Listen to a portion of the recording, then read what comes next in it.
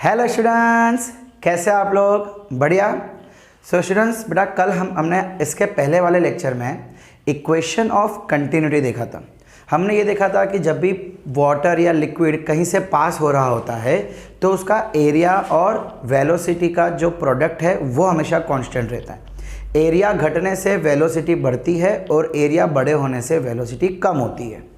ये रिलेशन हमने हमारे लास्ट लेक्चर में देखा था। अब बेटा उसी रिलेशन का हमको आज भी यूज़ करना है और आज हम देखने वाले हैं आपके इस चैप्टर का बहुत ही important topic, that is Bernoulli's theorem. अब बेटा ये टॉपिक थोड़ा सा टिपिकल रहेगा, मैं बहुत ही आराम से चलूँगा, ध्यान से सुनना यहाँ पे क्या कहा जा रहा है और क्या किया जा रहा है। अब बेटा एक काम करते हैं, मैं एक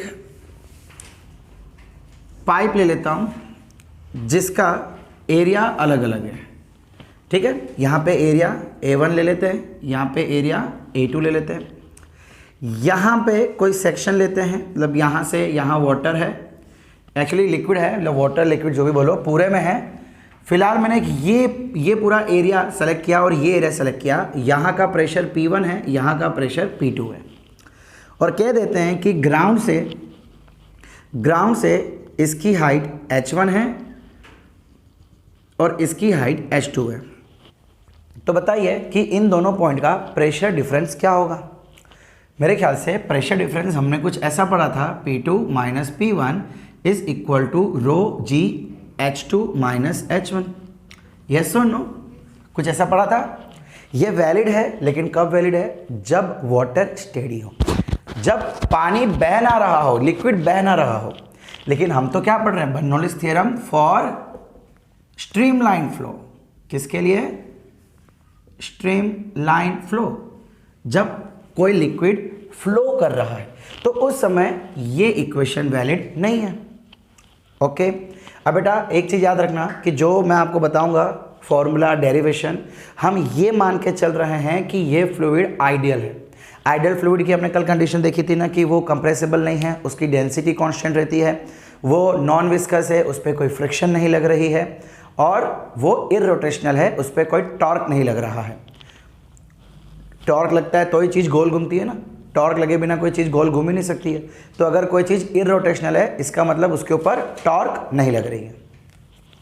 तो बर्नौली एक साइंटिस्ट है जिन्होंने हमको इस बहते हुए फ्लूइड के दो अलग अलग पॉइंट पे कितना प्रेशर डिफरेंस होता है ये बताया था। उन्होंने कुछ ऐसा बताया कि P1 plus rho ji H1 plus half rho V1 square is equal to P2 plus rho g H2 plus half rho V2 का स्क्वायर। ये है बर्नौलिस थ्योरम। अब प्रेशर डिफरेंस निकालना है तो P2 माइनस P1 कर दो और इन सब चीज़ों को यहाँ ले आओ, ठीक है। मतलब प्रेशर डिफरेंस यहाँ से हम निकाल सकते हैं। एक्चुअली उनका कहना था कि pressure at particular point plus rho ji h plus half rho we square, ये जो टर्म है ना, ये पूरा जो टर्म है ना, ये बेटा हमेशा कांस्टेंट रहेगा। हर जगह पे देखो, अलग अलग जगह पे प्रेशर चेंज होगा, अलग अलग जगह की हाइट चेंज होगी, अलग अलग जगह की वेलोसिटी चेंज होगी, लेकिन जब आप इन तीनों का एडिशन करेंगे वो एडिशन हमेशा कांस्टेंट रहेगा। वो एडिशन हमेशा, कोई भी पॉइंट उठा लो, हर एक पॉइंट पे ये एडिशन, इतना पूरे टर्म्स सेम रहेंगे। अब बेटा ये कुछ आपको पोटेंशियल एनर्जी जैसा फीलिंग आ रही है, mgh। यहाँ पे कुछ काइनेटिक एनर्जी जैसी फीलिंग आ रही है, हाफ mv स्क्वायर, है ना। तो एक्चुअली ये पोटेंशियल और मैकेनिकल एनर्जी से ही आया हुआ फॉर्मूला है। देखिए डेरिवेशन कि कहाँ से आया।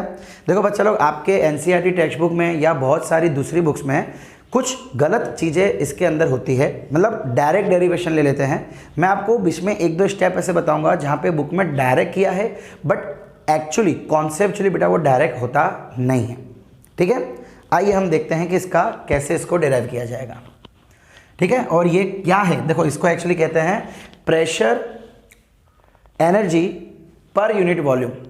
क्यों ऐसा कहते हैं बताता हूँ। फिर ये potential energy per unit volume and ये भी kinetic energy per unit volume, ये क्या चीज़ें हैं आइए देखते हैं, वन बाय वन हम सब देखेंगे। सो हम क्या करते हैं बेटा, एक स्ट्रीम लाइन फ्लो ले लेते हैं, एक पाइप ले लेते हैं जिसके अलग अलग एरिया है और दो सेक्शन ले लेते हैं। चलिए मैं इसको P1 P2 तो है ही है, इसको मैं AB बोल देता हूँ यहाँ पे, ठीक है। अब बेटा कह देते हैं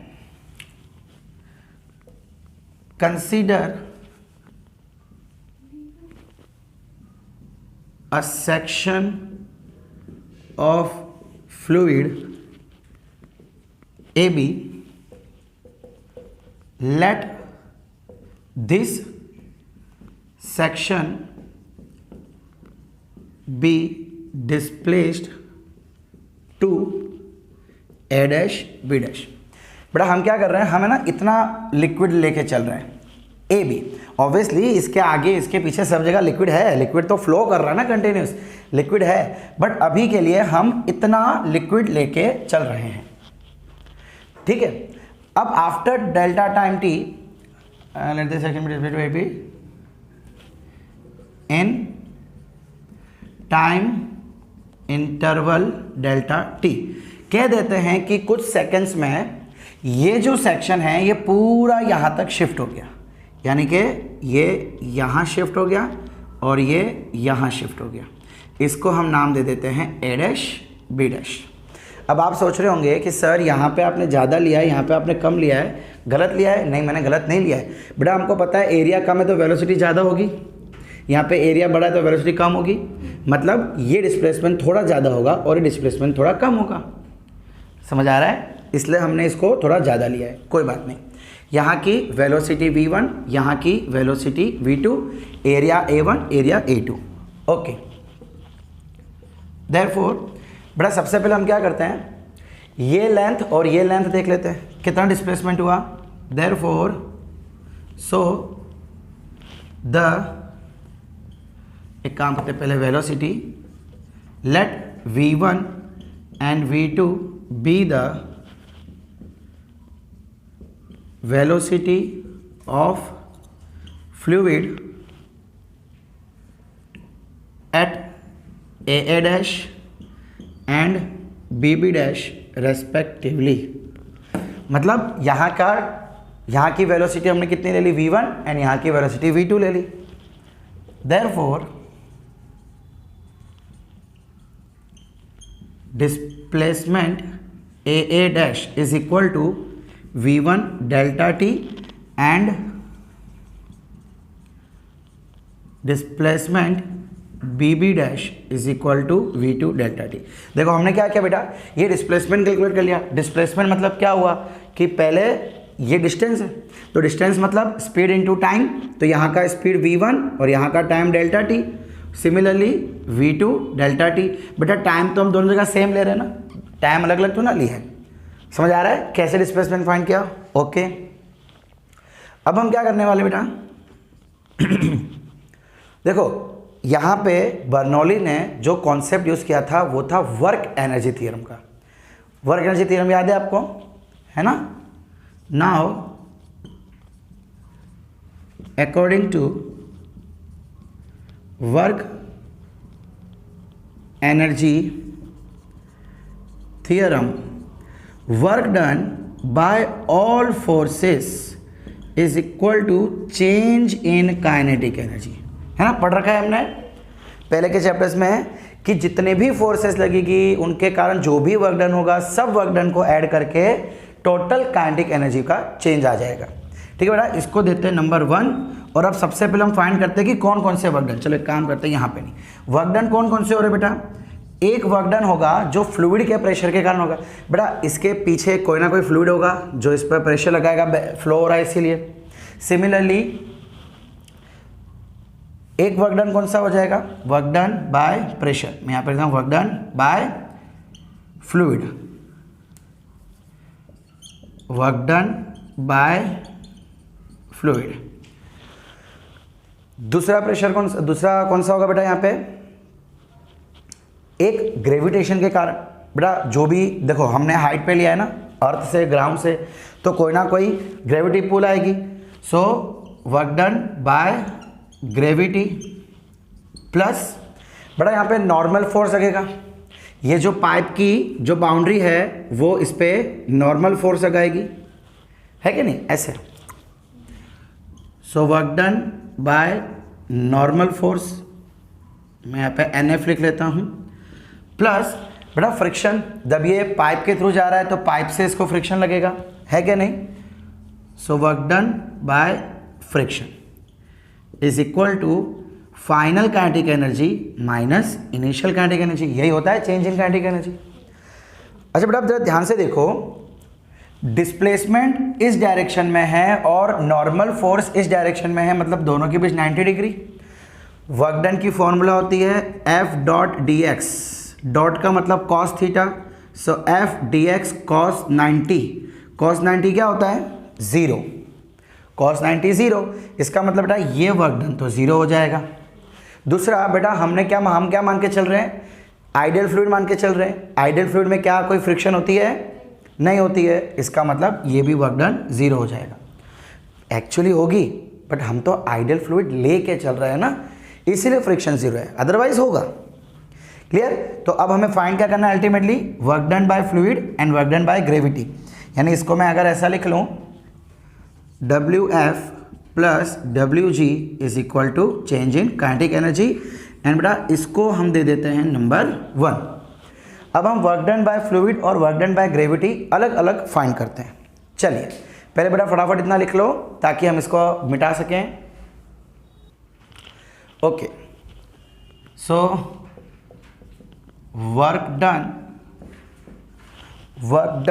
बाय फ्लूइड, फ्लूइड के कारण कितना वर्क डन होगा देखते हैं। चलिए बेटा यहाँ पे देखो जो वर्क डन हो रहा है पूरे इस सेक्शन पे हमने लिया है, पूरे इस सेक्शन पे।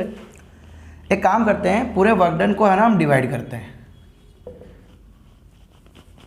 Is equal to work done बेटा कहाँ से कहाँ तक, देखो हमने माना कि ये सेक्शन यहाँ से यहाँ तक आ गया। सो एक वर्क डन ले लेते हैं हम AA डैश पे और एक वर्क डन ले लेते हैं हम BB डैश पे। ये पूरा सेक्शन बेटा, पूरा ये सेक्शन यहाँ तक डिस्प्लेस हो रहा है, यहाँ तक। सो हम एक यहाँ का डिस्प्लेसमेंट देख रहे हैं, एक यहाँ का डिस्प्लेसमेंट। बेटा देखो फोर्स दोनों जगह सेम होगी, बट नहीं, फोर्स भी सेम नहीं होगी, सॉरी प्रेशर भी दोनों का अलग अलग होगा, दोनों की हाइट अलग अलग है, प्रेशर अलग अलग, डिस्प्लेसमेंट देखो दोनों का अलग अलग है, इसका मतलब दोनों का वर्क डन भी अलग अलग रहेगा। यस और नो। अच्छा तो क्या करते हैं बेटा, डिस्प्लेसमेंट की फॉर्मूला क्या होती है, force into displacement F dot x, इसको मैं F1 बोल देता हूँ, X1 बोल देता हूँ, यहाँ पे F2 डॉट X2। मान लो कि यहाँ का प्रेशर है P1 और यहाँ का प्रेशर है P2, ठीक है। सो P1 P2 क्या है बेटा, आप वो स्टेटमेंट में पहले लिख देना, that at AA dash the pressure of fluid is P1, at BB dash the pressure of fluid is P2। बेटा फोर्स की फॉर्मूला क्या होती है प्रेशर के टर्म्स में, pressure is equal to force by area, तो force is equal to pressure into area, बोलो सही है। सो यहाँ का फोर्स क्या हो जाएगा P1 A1, एरिया कितना लिया हुआ है हमने, यहाँ का एरिया A1 लिया हुआ है, इनटू डिस्प्लेसमेंट। बेटा डिस्प्लेसमेंट कितना है यहाँ पे V1 डेल्टा टी, देखो ना ये यहाँ से यहाँ आया ना, V1 delta T plus F2 मतलब बेटा यहाँ का फोर्स कितना हो जाएगा P2A, pressure into area P2A2, displacement कितना है यहाँ का V2 डेल्टा टी। यहाँ तक क्लियर। अच्छा अब क्या करें बेटा एक बात सुनो, अब अगर मैं मास की बात करूं तो कुछ मास भी शिफ्ट हुआ है बेटा, यहाँ का पूरा मास यहाँ पे शिफ्ट हो गया है। सो कितना मास शिफ्ट हुआ है बेटा, जरा देखें हम लोग, इसको दे दो नंबर 2।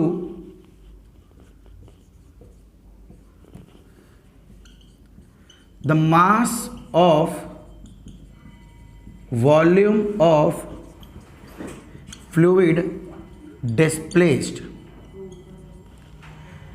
जो भी फ्लूइड, देखो पूरा सेक्शन की बात कर रहे बेटा हम लोग, तो इसलिए मैंने यहाँ पे वर्ड यूज किया है वॉल्यूम, कुछ वॉल्यूम शिफ्ट हुआ होगा, तो जितना भी वॉल्यूम शिफ्ट हुआ है उसका मास कितना होगा, मास इज इक्वल टू हमको पता है डेंसिटी इनटू वॉल्यूम। डेंसिटी, देखो बेटा फ्लूइड तो सेम है, इनकम्प्रेसिबल है, मतलब डेंसिटी उसकी सेम रहेगी। सो चाहे यहाँ हो चाहे यहाँ हो, डेंसिटी चेंज नहीं हो रही है। सो वॉल्यूम क्या हो जाएगा बेटा, एरिया इंटू लेंथ मतलब यही लेंथ जो उसने शिफ्ट हुई, यानी कि V1 डेल्टा टी। बेटा मैं अगर यहाँ की बात करूँ, यहाँ का मास, सो ये A1 हो जाएगा, रो A1 V1 delta T, yes और नो। अच्छा देन व्हाट, ये क्या हो जाएगा बेटा, M इज इक्वल टू रो, देखो जरा ध्यान से सुनना, A1 V1, बेटा ये हमने लास्ट टाइम एक इक्वेशन ऑफ कंटिन्यूटी देखा था। एक काम करो, चलो रुको, ये पॉइंट हम करना है, लेकिन एक सेकंड बात करते हैं। Now S flow is continue, बेटा लास्ट लेक्चर में हमने इक्वेशन ऑफ कंटिन्यूटी देखा था कि अगर वाटर कंटिन्यू फ्लो हो रहा है, लिक्विड कंटिन्यू फ्लो हो रहा है, तो उस समय A1 V1 is equal to A2 V2 हो जाता है। बोलो सही है, यस और नो। तो देखो A1 V1 A2 V2, बेटा यहाँ पे V वेलोसिटी है, वॉल्यूम नहीं है। देयरफॉर ये इक्वेशन क्या बन जाएगी, देयरफॉर इक्वेशन 2 बिकम्स, क्या हो जाएगा, P A1 V1 delta T plus P2 A1 V1 delta T. मैंने क्या कर दिया बेटा, यहाँ पे 1 लगा दिया। अब मैं क्या कर रहा हूँ, उसको बाहर ले लेता हूँ। देखो ये पूरा पार्ट कॉमन है कि नहीं। अच्छा एक चीज़ और बेटा, एक चीज़ और, ये जो डिस्प्लेसमेंट है ना, ये सॉरी वर्क डन, ये नेगेटिव होगा। क्यों नेगेटिव होगा, जरा ध्यान से सुनना बेटा। यहाँ पे वर्क डन यानी फोर्स के कारण, बेटा यहाँ पे फोर्स कौन सी होगी, ये जो था इसके पीछे फ्लूइड है, वो फ्लूइड इसको धक्का मार रही है, सो ये फोर्स लगा रही है और डिस्प्लेसमेंट भी इधर हो रहा है, मतलब इसका वर्क डन पॉजिटिव। बेटा यहाँ की बात करते हैं, इसके पहले जब ये डिस्प्लेस नहीं हुआ था, उससे पहले बेटा यहाँ कोई फ्लूइड होगा, है ना, इतने पूरे सेक्शन में फ्लूइड होगा। अब वो फ्लूइड क्या कर रही होगी, इसके ऊपर यहाँ से फोर्स लगा रही होगी, वो फोर्स कम होगा तो ही तो ये आगे बढ़ रहा है। एक चीज़ तो सही है, लेकिन वो जो फ्लूइड होगा वो इधर फोर्स लगा रहा है, इधर फोर्स और डिस्प्लेसमेंट कहाँ पे हुआ बेटा, इस साइड हुआ। यानी जब फोर्स और डिस्प्लेसमेंट ऑपोजिट डायरेक्शन में होते हैं तो हम नेगेटिव लगाते हैं, वर्क डन नेगेटिव हो जाते हैं। सो ये वाला वर्क डन कैसा हो जाएगा बेटा, नेगेटिव। समझ आ रहा है आपको। देखो वापस समझो, अगर मान लो कि ये कोई फ्लूइड है इतने में और ये कंटिन्यूस पाइप है, बेटा यहाँ भी तो फ्लूइड होगी, ये फ्लूइड इस पे यूं प्रेशर लगा रहा है, इधर वाला फ्लूइड इस पे यूं प्रेशर लगा रहा है। अब ये जो सेक्शन है ये आगे बढ़ रहा है, इसका मतलब ये वाला प्रेशर ज़्यादा है। सीधी सी बात है ना बेटा, ये वाला प्रेशर कैसा हो गया, ज़्यादा हो गया, तो ये आगे बढ़ रहा है। यार अगर कोई फ्लूइड है इतने में, उसके पीछे भी फ्लूइड, उसके आगे भी फ्लूइड, हमने तो सिर्फ ये सेक्शन कंसीडर किया, ये सेक्शन पूरा नहीं। तो इसके इधर भी फ्लूइड, इसके इधर भी फ्लूइड, यहाँ से भी प्रेशर, यहाँ से भी प्रेशर। अब अगर ये आगे बढ़ रहा है तो ये वाला प्रेशर बड़ा हो जाएगा, तो ही तो ये आगे बढ़ रहा है। बट अगर मैं सिर्फ इधर की बात करूँ तो यहाँ का वर्क डन तो बेटा नेगेटिव हो जाएगा, बिकॉज ये फोर्स और ये डिस्प्लेसमेंट जब दोनों ऑपोजिट डायरेक्शन में होगा तो नेगेटिव, इसलिए यहाँ पे माइनस लगा रहे हैं। अब वापस इधर आ जाओ। सो A1 V1 डेल्टा टी को कॉमन ले लेते हैं, A1 V1 डेल्टा टी, क्या बचा यहाँ पे, P1 माइनस P2। गेटिंग, इसको दे दो नंबर 3। अब हम बात करते हैं मास की। किसकी, मास की।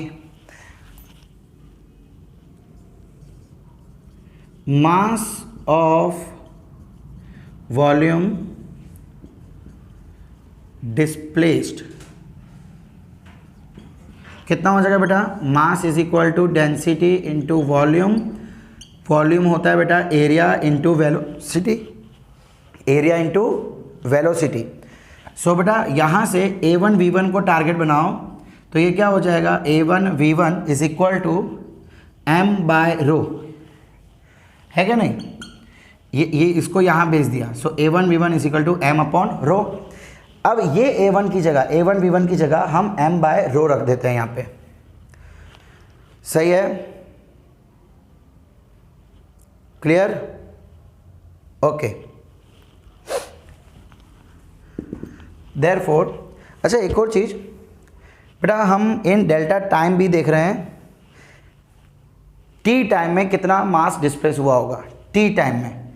तो देखो displaced in time delta T.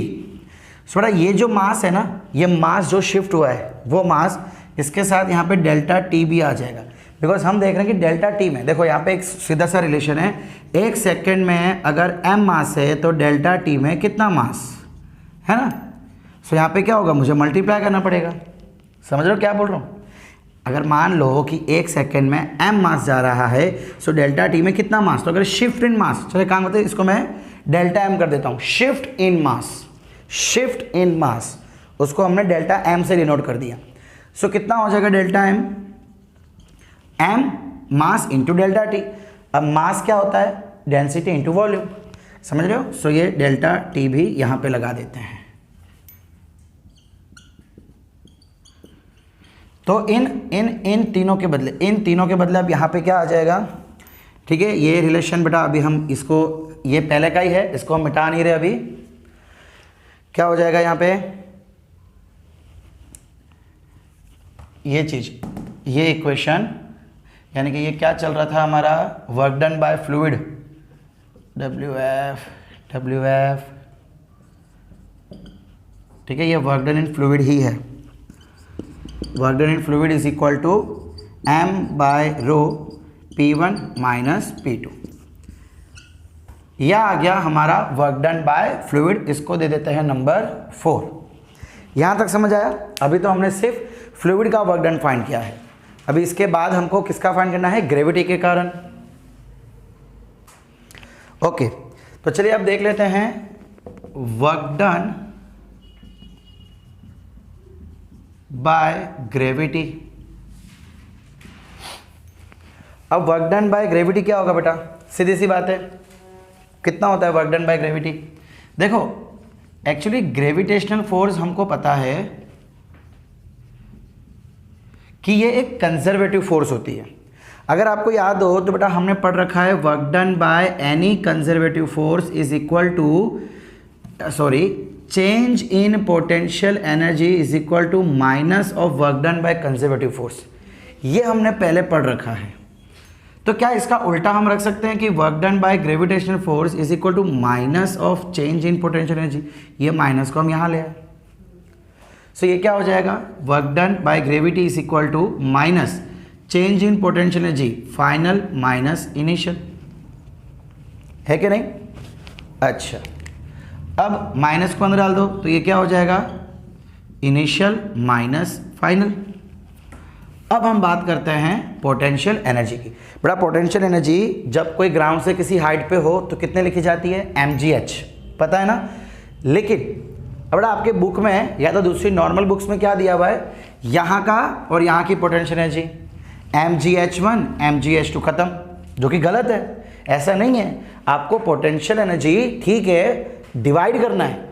कैसे डिवाइड करेंगे बेटा, यहाँ से लेके यहाँ तक पूरे सेक्शन में डिवाइड करेंगे। इनिशियली बेटा, इनिशियली हुआ क्या, इनिशियली ये सेक्शन यहाँ से यहाँ आ गया।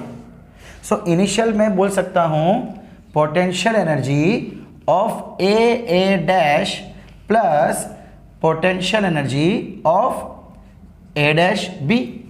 इसका मतलब बेटा यहाँ पे जो पोटेंशियल एनर्जी पहले स्टार्टिंग में ये थी, फिर एंडिंग में ये, यानी यहाँ की और यहाँ की। देखो एक्चुअली इनिशियल पूरा ये था, ये पूरा इनिशियल था। ए बी क्या है, इनिशियल पॉइंट। सो यहाँ की जो पोटेंशियल एनर्जी वो इनिशियल हो जाएगी। सो हमने उसको दो भाग में डिवाइड कर दिया, ये पोटेंशियल एनर्जी प्लस ये पोटेंशियल एनर्जी। अब फाइनल क्या हो रहा है बेटा, ये सेक्शन यहाँ पे शिफ्ट हो रहा है। सो ये आपका फाइनल है। अब फाइनल को भी हम दो पार्ट में डिवाइड करते हैं, एक ये और एक ये, माइनस यह क्या हो रहा है, A dash B plus B dash B, या सॉरी बी डैश। समझ आ रहा है क्या किया हमने बेटा। आपका ना ये डॉटेड है ना, ये फाइनल पॉइंट था। तो इतने पूरे की पोटेंशियल एनर्जी, उतने पूरे की पोटेंशियल एनर्जी को हमने डिवाइड कर दिया, इसका प्लस इसका। तो अब क्या होगा बेटा, माइनस को अंदर डाल दो, माइनस अंदर डालोगे तो साइन चेंज। तो देखो अब सॉरी ये U A dash B minus U B dash. तो बेटा ये पोटेंशियल और ये पोटेंशियल कट हो जाएगी, प्लस माइनस। आपके बुक में क्या है, डायरेक्टली ये दे दिया है A A dash minus B B dash. Direct कहाँ से आएगा बेटा, बुक कह रही है कि इसका और इसका माइनस करो, नहीं, इस तरीके से वो आएगा।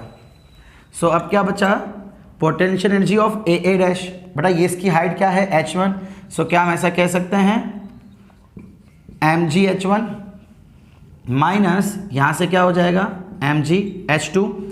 सो ये कितना मिल गया mg common h1 minus h2।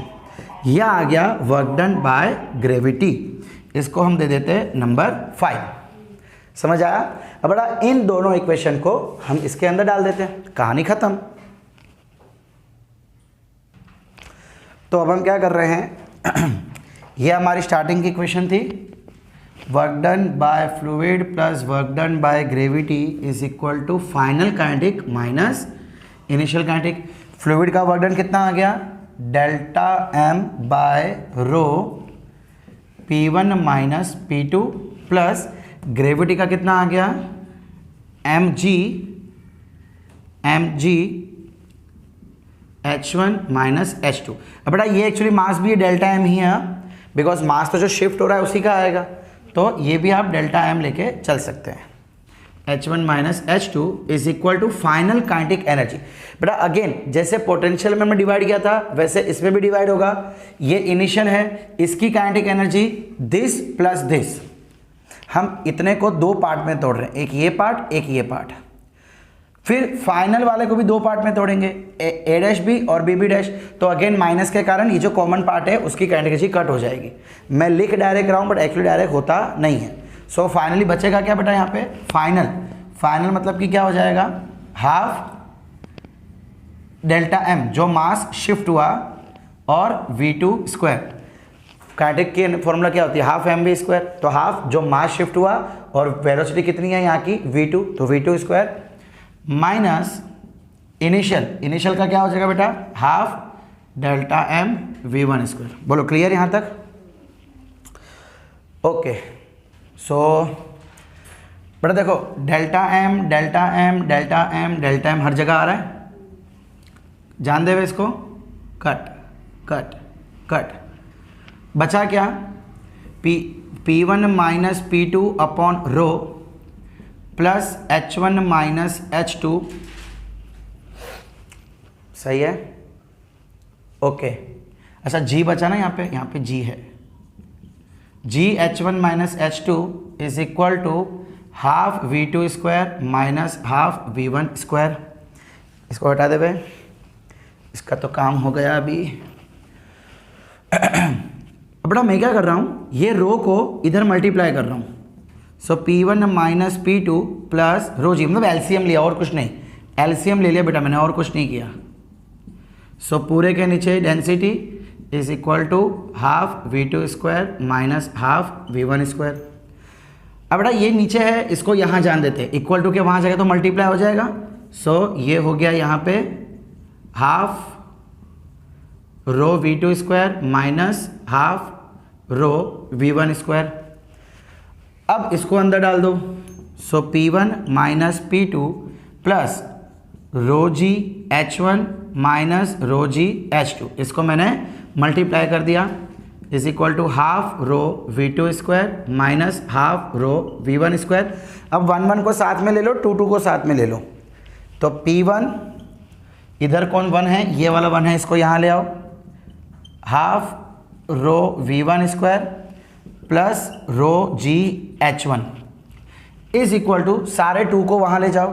तो एक तो ये P2 वहाँ चला गया प्लस बन गया, ये वहाँ चला गया प्लस रो जी H2, और ये तो यहीं पे था हाफ रो V2 स्क्वायर। सो ये आ गया बर्नौलीज थियरम। ये क्या बन गया, बर्नौलीज थियरम। और बेटा इनका कहने का मतलब यही है कि किसी भी पॉइंट पे प्रेशर प्लस रो जी H plus half rho V1 V square, ये जो टर्म है, ये तीनों टर्म का समेशन अलग अलग पॉइंट पे हमेशा सेम रहेगा। जो P मतलब प्रेशर, ये अलग अलग हो सकता है, रो जी एच अलग अलग पॉइंट पे हो सकता है अलग अलग, हाफ रो V स्क्वायर अलग अलग पॉइंट पे अलग अलग हो सकता है, बट तीनों का समेशन अलग अलग नहीं होगा, कांस्टेंट रहेगा। और यही चीज़ बर्नौलीज थ्योरम बताती है। अब बेटा एक चीज़ ध्यान दो, इसका एप्लीकेशन हम कहाँ ले सकते हैं? बेटा बहुत सारी जगह एप्लीकेशन है। जैसे कि मान लो रेलवे स्टेशन की बात करूँ तो बेटा हमको कहते हैं कि ट्रेन के नज़दीक मत खड़े रहो, है ना। अगर हम ट्रेन के नज़दीक खड़े रहते हैं हम उसके नज़दीक चले जाते हैं। कभी हुआ है आप बेटा जब ट्रेन बहुत स्पीड में निकल रही है आप उसके पास में खड़े हो ना, तो कुछ ऐसा होता है ना कि आप और ट्रेन से टकरा जाते हो, है ना। इसलिए तो कहते हैं कि जब ट्रेन आ रही है तो उसके नज़दीक मत खड़े रहो। होता क्या है बेटा, ट्रेन एकदम स्पीड से आ रही है, एकदम स्पीड से आ रही है। अब देखो ट्रेन के आने में और हमारे प्लेटफॉर्म में कोई हाइट डिफरेंस नहीं होता है। सो पहली चीज़ तो बेटा ये टर्म तो सेम हो गया। अगर मैं बात करूं ये टर्म की एट प्लेटफॉर्म, ये टर्म की एट ट्रेन, तो बेटा ये हाइट दोनों का सेम हो गया, मतलब ये टर्म तो पूरा चला गया। उस समय हम एयर की बात करें बेटा, फ्लूइड है मतलब गैस है, एयर, लिक्विड नहीं है। बचा क्या P1 रो V1। बेटा अब हो क्या रहा है कि V1 मतलब कि ट्रेन की स्पीड बहुत ज़्यादा है। बेटा ट्रेन की स्पीड बहुत ज़्यादा होगी, इसका मतलब P1 उसका कम हो जाएगा।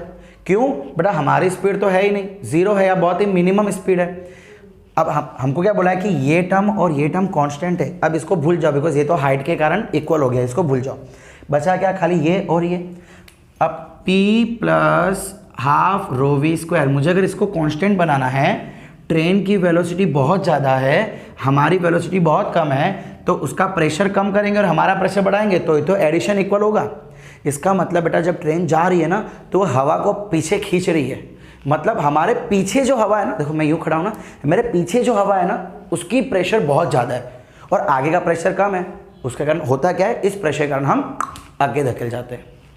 समझ आ रहा है? सो वहीं से समझ आया कि क्यों जब कोई ट्रेन आ रही है तो हम उसकी तरफ अट्रैक्ट हो जाते हैं। अरे अट्रैक्ट नहीं हो रहे, मतलब पीछे से कोई हमें धक्का दे रहा है। कौन? कोई इंसान नहीं, एयर। गेटिंग? सो ये उसका एक प्रैक्टिकल यूज़ था। और भी इसके प्रैक्टिकल यूज़ है जहाँ पे इसका काफ़ी सारा यूज़ कर सकते हैं। इसके 2 प्रैक्टिकल यूसेज बेटा हम अगले लेक्चर्स में डिस्कस करने वाले हैं, ठीक है? ओके। अच्छा, अब हमने स्टार्टिंग में कहा था कि एक एनर्जी, देखो आप ध्यान से सुनना कुछ कहानी इस डेरिवेशन के रिलेटेड। अच्छा एक बात बताओ, क्या मैं इसको प्रेशर एनर्जी कह सकता हूं? प्रेशर एनर्जी, बेटा एनर्जी क्या होता है? एनर्जी मतलब वर्क डन, यस और नो? वर्क डन मतलब क्या होता है? Force into displacement. तो हमारा कितना था यहाँ पे? फोर्स पी ए हमारा फोर्स था इनटू डिस्प्लेसमेंट। बेटा डिस्प्लेसमेंट कितना होता है? वी टी डिस्प्लेसमेंट था ना, वेलोसिटी इनटू टाइम। अब बेटा इसको डिवाइड करते हैं हम लोग वॉल्यूम से। किससे डिवाइड कर रहे हैं? वॉल्यूम से। तो वॉल्यूम मतलब क्या होता है? Area into length. Again length क्या हो जाएगा बेटा? We T. मैंने क्या कर दिया, इस एनर्जी को मैंने वॉल्यूम से डिवाइड कर दिया, तो energy divide by volume. So energy कितनी थी बेटा? देखो एनर्जी कितनी थी? वर्क डन कितना होता है? Force into displacement upon volume. Force कितना है बेटा? Pressure into area. वॉल्यूम कितना है बेटा? वेलोसिटी इनटू यानी कि डिस्प्लेसमेंट, वेलोसिटी इनटू टाइम। अरे यार distance is equal to speed into time होता है ना, so speed into time upon volume. Volume क्या होता है बेटा? किसी भी चीज़ का volume, area into length. Length फिर से क्या हो गया बेटा? वेलोसिटी। लेंथ पाइप में आगे बढ़ा तो लेंथ क्या होगा? डिस्प्लेसमेंट ही तो हो जाएगा। सो देखो एवीटी कट क्या बचा? पी। सो इसीलिए बेटा इस पी को हम कह सकते हैं प्रेशर एनर्जी पर वॉल्यूम। प्रेशर एनर्जी पर वॉल्यूम, समझ आया? प्रेशर एनर्जी पर वॉल्यूम। वैसे ही बेटा अब अगर मान लो कि मैं पोटेंशियल एनर्जी लेता हूं mgh, कितना लेता हूं? mgh। इसको डिवाइड करो वॉल्यूम से, तो बेटा क्या हो जाएगा? mgh अपॉन वॉल्यूम क्या होता है बेटा? a। Area into length. Length कितना होगा? Velocity into time. बोलो क्लियर है? यस और नो? अच्छा अब मास के बदले क्या मैं ऐसा लिख सकता हूं? Density into volume. काम करो नीचे वॉल्यूम का वॉल्यूम ही रहने दो। मास क्या होता है? Density into volume. नीचे भी वॉल्यूम वॉल्यूम वॉल्यूम कट, क्या बचा, रो जी एच, रो जी एच। यानी कि ये कुछ नहीं बेटा, ये पोटेंशियल एनर्जी है, potential energy per unit volume. इसको हम क्या बोल सकते हैं, potential energy per unit volume, पर यूनिट वॉल्यूम। अब वो क्या बचा, हाफ रो वी स्क्वायर, है ना। चलो काम करो, ये कहाँ से आया देखते हैं हम लोग। बेटा काइनेटिक एनर्जी पर वॉल्यूम निकालो तो जरा, kinetic energy per unit volume, यानी कि काइनेटिक एनर्जी होती है half M V square upon volume का वॉल्यूम। अगेन बेटा मास के बदले क्या मैं डेंसिटी इंटू वॉल्यूम लिख सकता हूँ, है कि नहीं। सो वॉल्यूम वॉल्यूम कट, क्या बचा, हाफ रो वी स्क्वायर। देखो ना आ गया half rho we square. So actually ये क्या हो गया बेटा, kinetic energy per unit volume. यानी कि अब बेटा मेरा बताने का मतलब क्या था कि जो बर्नौलीज थ्योरम है एक्चुअली वो कंजर्वेशन ऑफ एनर्जी पे बेस्ड है। कल हमने देखा था कंजर्वेशन ऑफ मास, जो लॉ ऑफ कंटिन्यूटी था, इक्वेशन ऑफ कंटिन्यूटी था, वहाँ पे हमने क्या देखा था, कंजर्वेशन ऑफ मास पे वो बेस्ड था। ये पूरी थियरी कंजर्वेशन ऑफ एनर्जी पे बेस्ड है। देखो ना, pressure energy per unit volume, potential energy per unit volume and kinetic energy per unit volume always remains constant. समझ आ रहा है पक्का। सो कहाँ लिखूँ मैं, यहाँ लिख लूँ, it is based on conservation of energy. अगर आपको बता दिया जाए prove that it is based on conservation of energy, तो आप क्या करेंगे, पहले तो वर्क डन पर यूनिट वॉल्यूम ले लेंगे, potential energy per unit volume ले लेंगे and kinetic energy per unit volume ले लेंगे। उन तीनों को ऐड करके बता देंगे और बोलेंगे कि वही होता है बर्नौलीज थ्योरम, इसीलिए वो कांस्टेंट है। समझ आया पक्का, ओके। अब बेटा इसी चीज को प्रूव करने का एक दूसरा तरीका भी है। क्या चीज, आप है ना इन तीनों के अंदर देखो, हमने एनर्जी में वॉल्यूम डिवाइड किया तो ये तीनों मिल गए। अब इन तीनों में वॉल्यूम मल्टीप्लाई कर दो, pressure into volume plus half rho ji H, sorry rho ji H into volume plus half rho we square into volume is equal to constant. Pressure into volume, बेटा वॉल्यूम की formula लगा दो। वॉल्यूम क्या होता है, area into length, area into length plus rho ji H area into length plus half rho we square. या तो अरे इतना ज़्यादा क्यों करना, वॉल्यूम ले रहे हो ना बेटा, इतना ज़्यादा नहीं करते, चलो और इजी बना देते हैं। वॉल्यूम क्या होता है बेटा, mass into density, mass into density, sorry mass upon density. क्या हो जाता है, मास अपॉन डेंसिटी, यस और नो। अरे बेटा density is equal to mass by volume, तो वॉल्यूम इधर डेंसिटी इधर, वो तीनों कर दो। रो जी एच वॉल्यूम के बदले mass by density, half rho we square volume के बदले mass by density is equal to constant. बेटा density density density density cut, यहाँ पे क्या बचा, प्रेशर इनटू मास। बेटा काम होता है, प्रेशर को फोर्स के टर्म्स में लिख लेते हैं।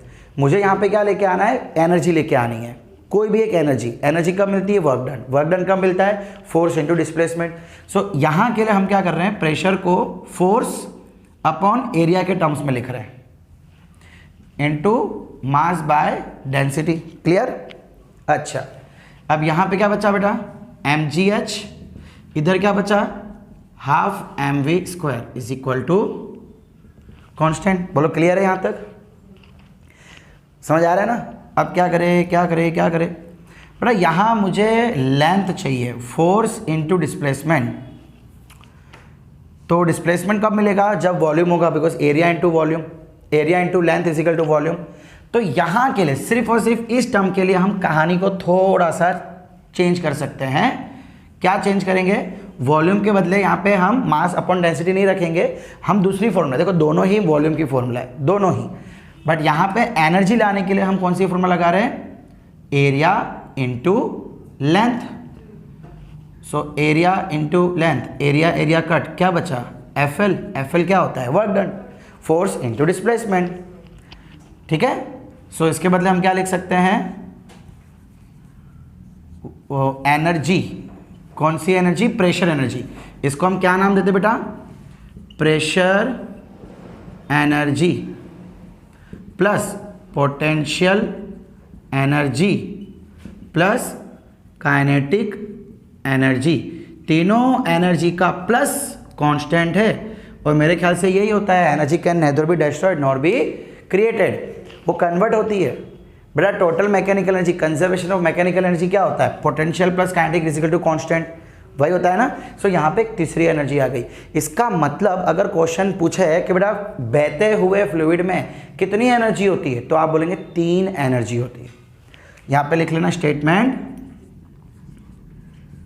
Flowing fluid has 3 types of energy. 3 तरह की एनर्जी होती है, कौन कौन सी, pressure energy, potential energy and kinetic energy.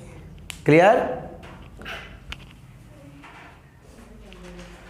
Okay बच्चा लोग। अब आज की आखिरी चीज हमने भी क्या देखा, according to Bernoulli's theorem, pressure at any point plus rho ji H, that is mechanical potential energy plus kinetic energy, half rho we square remains constant. बड़े काम करते हैं, हम इन तीनों को रोजी रोजी से डिवाइड कर देते हैं। क्या कर रहे हैं, इन तीनों को रोजी से डिवाइड कर रहे हैं,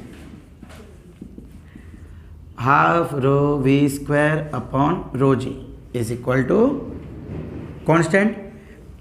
तो यहाँ पे आ गया P अपॉन रोजी प्लस, बेटा रोजी रोजी कट, क्या बचा, height plus half rho rho cut, क्या बचा, V square by G is equal to constant. तो बेटा इसको हम कहते हैं प्रेशर हेड।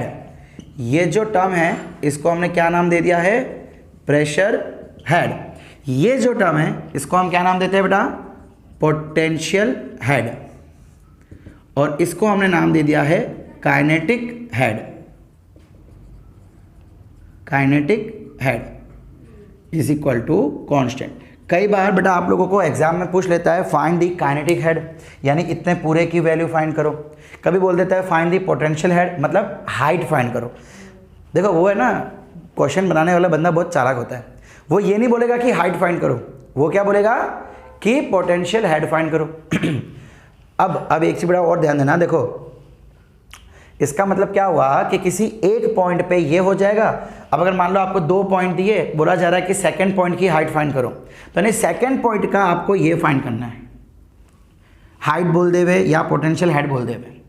सो हम क्या करेंगे, P1 upon rho G plus H1 plus half V1 square by G is equal to P2 by rho G plus H2 plus half V2 by G. Constant का मतलब क्या होता है कि हर जगह पे ये चीज़ सेम, हमने लिखा था P1 plus rho ji H1 plus half rho V1 square is equal to, वहाँ पे 2 2 कर दिया था। वैसे ही एक जगह पे 1 1 1 1 इज इक्वल टू, दूसरी जगह पे 2 2 2 2। समझ आ रहा है। सो इस तरीके से 2 पॉइंट के रिलेटेड आपको कहानी पूछी होगी। ठीक है बच्चा लोग। सो आज का ये लेक्चर हम यहीं पे समाप्त रखते हैं। पूरे लेक्चर में हमने आज बात की है बर्नौलीज थ्योरम की, एंड पूरा दी एंड हो गया। अब इससे ज़्यादा बर्नौलीज में और कुछ नहीं है। यस, इसके एप्लीकेशंस हैं जो हम पढ़ेंगे हमारे अगले लेक्चर में। बेटा डेरिवेशन बहुत ज़रूरी है, थोड़ा टिपिकल भी है, तो प्लीज़ इसको अच्छे से लर्न करके कुछ बार लिख लेना, अच्छे से इसको याद रख लेना। ठीक है, पढ़ते रहिए, एंजॉय करते रहिए। Thank you.